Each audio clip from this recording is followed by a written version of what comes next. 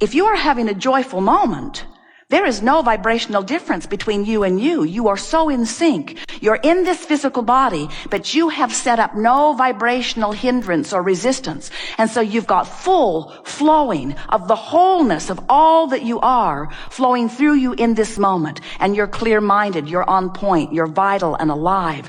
Your mind is clicking, your body is clicking, the cells of your body are benefiting. You are thinking of things just at the right time. Your timing is exceptionally good. The lyrics to the song you are writing are flowing through you. The music is moving through your body in a remarkable way. The intelligence that you have been seeking, the mass consciousness that surrounds you, is now actively available to you, and the ideas will flow to you now. And even more important than any of that is that your rendezvous point with all aspects of the universe, whether it is thought or behavior of others or conversation with others or people in traffic or the way people treat you in the financial world or the way your waiter treats you, everything that you rendezvous with hinges upon your vibrational relationship with you, you see. A woman said to us one day, "Abraham, my lover left and now I'm sad." And we said, "No, you're not." And she said, "Abraham, my lover left and now I am sad." And we said, "No, you're not." She said, "Abraham, I thought you were infinite intelligence. I wasn't sad, my lover left, and now I'm sad. I'm sad because my lover left." And we said, "You are sad because in your relationship with that person, you have created a version of a relationship that really reflects and represents who you are and what you want and what you deserve. And you are using the behavior of some other person and the reality of the current status of your relationship as your excuse to focus in complete opposition with who you are, and that is why you're sad. You're sad. Your emotions are always and only ever about you disallowing who you are. And we know this person was right in the sense that this is my current reason, this is the current reaction that I'm having to life. But we want to suggest to you that while it is the most normal thing in the world to live in your world and to interact with those around you and to react or respond to what is happening, that if you will decide, rather than to be reactive, to be proactive, rather than react to what's happening, to let what happened cause you, and it will automatically, to take the bounce, because when you know what you don't want, you know what you do want every single time. There is this vibrational law that says to the degree that you don't want it, there is an equal degree to which you do want it. In other words, if you sort of don't like that, you sort of want something. But if you really don't like that, then you really want something. It is always an equal and proportionate vibrational bounce. And if we can convince you today that the larger part of you took the bounce, became rich, became clear, became healthy, became loved, became a lover, became clear-minded, became responsive to life, became valuable to your world. If you can hear us when we say that did happen, and that every bit of negative emotion that you feel is because you didn't let it happen for you yet, then you'll know what your guidance system is telling you. So, if you will feel the difference between fixating on something that you appreciate and staying there long enough that you feel yourself breathing it in completely, and then fixating on something that you are complaining about or condemning and feeling the interesting difference in the life-giving quality and the sucking the life right out of you quality of your focus, you can show yourself that these two aspects of you do exist. And then, once we have convinced you that you have this vibrational relationship and that your emotions are the indicator of how you're doing, then you can begin to look forward, or better said, feel forward into this vortex of creation. Once you believe, now the vortex takes you in frequently, and once inside this vortex frequently, you begin, and we know this is going to sound ethereal, it's going to sound new agey, it's going to sound religious, it's going to sound like another dog and pony show.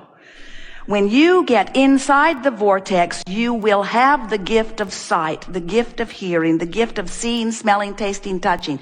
When you get into the vortex, when you get in there and have practiced the vibration of it long enough that it comes easy to you, we see you sometimes, you'll meditate for 10 or 15 minutes and release resistance in the process, which means you're in the vortex. But then you come out into your day and complain like you have been. So you spend most of your day practicing the out of the vortex vibration and very little bit of your day in the vortex practicing the in the vortex vibration. This Art of Allowing workshop is all about getting as close as you can to the vortex and trusting that in time, if you get close enough, often enough, the vortex will take you in, and as it takes you in often enough, you're going to begin to practice the vibration inside the vortex, which means your resistance will subside, and by law, everything that you have been asking for, all of which is in this vortex of creation, must manifest in your experience, where not only you, but others may see it. Now, it's important to know, and you know this already, those not in the vortex usually can't see what you're manifesting because their vibration is such. Haven't you ever just felt wonderful and somebody else just feels awful and you're looking pretty much at the same street on the same day in the same city?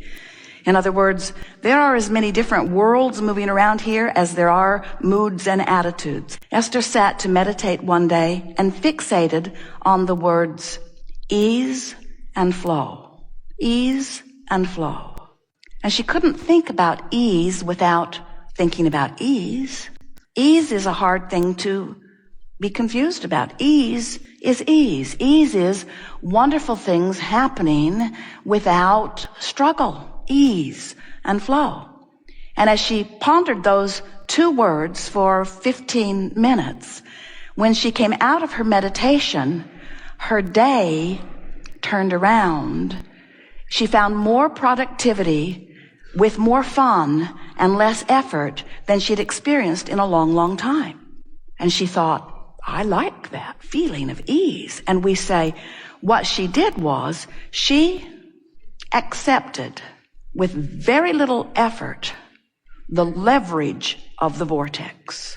When you care about getting in there, when you care about ease and flow, when you care about clarity, when you care about the way you feel, and you're willing to loosen your grip on the impropriety or the imperfection or the downright wrong behavior that you've been focused upon somewhere in your physical world, when you're willing to feel for alignment rather than sort out the problems longer, what you're going to discover is you have put enough into your vortex of creation to keep you happily busy for 20 or 30 lifetimes. And when you focus in a way that no longer keeps you out of the vortex, everything that you want will show up in your experience. Now, we hope you heard that in exactly the way we meant it, because we want you to accept that what law of attraction is, it is a unifying law. It is a culminating law. It is a attracting law. In other words, it is the law of rendezvous. It is the law of rendezvous. So if you've got a lot of ornery people in your life, the law of rendezvous is just showing you who you are.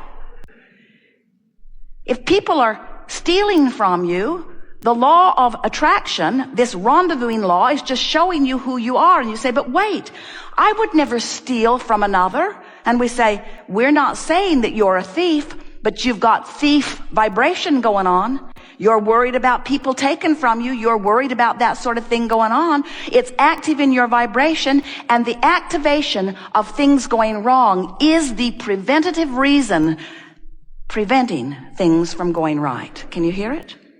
So we'd like to just zap you all with clear insight that makes you say, I'm going to stop fussing over the small stuff. And technically it's all really small stuff. It's all an effective, unimportant. It's not needing to be documented because it's out of the vortex. I'm going to train myself into the vortex. That's where we want you to be when you exit this theater at the end of this day. We want you to have one thing and one thing only on your mind. That vortex place seems like a good place to be, and I'm going to feel my way in there. Now here's the ulterior motive for getting in there. I'm going to get in that vortex because I want to feel good. Now, we know how off that must sound to someone outside the vortex who wants stuff to come that isn't coming. But if your motive for getting into the vortex is to make that stuff that isn't happening happen, now you've activated the stuff not happening and you can't get in the vortex.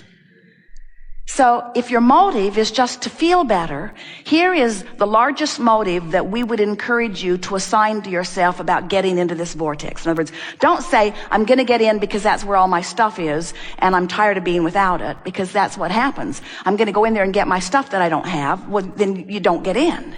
But if you say, I'm going to go in there because it feels good, now you can get in easily. And if then you begin saying, I'm going to stay in here often because it feels good, now you stay in there, and what happens is you then train your vibration into one that matches what you want. As you wait until you are inside the vortex, these are money and the law of attraction cards. So if you're outside the vortex and you're looking through these cards, achieving success is my natural birthright. Right. Right.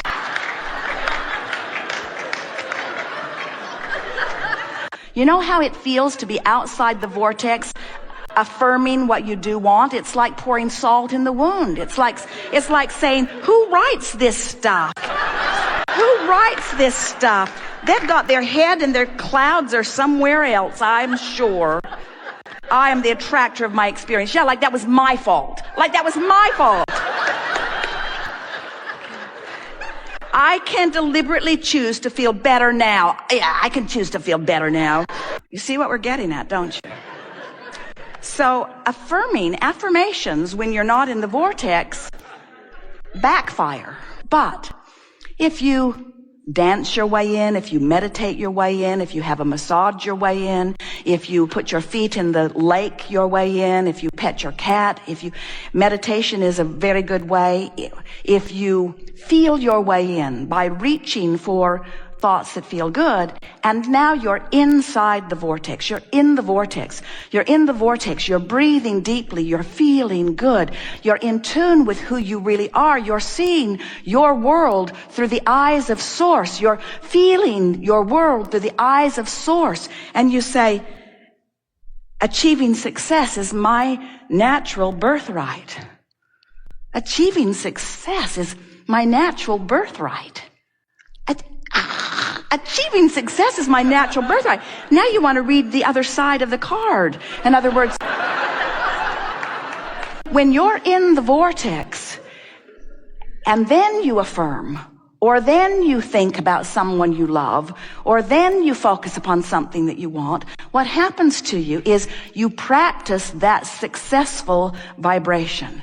And you're awake while you're doing it. You're practicing it, you're awake, and now you've set a new tone. Now what happens, then you'll move into your day, and as you move into your day, you might have another reactive moment, because there are tailings of how you thought the day before and how you thought the day before. Your law of attraction attitude or stance didn't turn around on a dime during the 15 minutes that you were in the vortex. But if you do it today and tomorrow and the next day, if you make it an important part of your day, what will happen is you will become aware of in the vortex thoughts and out of the vortex thoughts.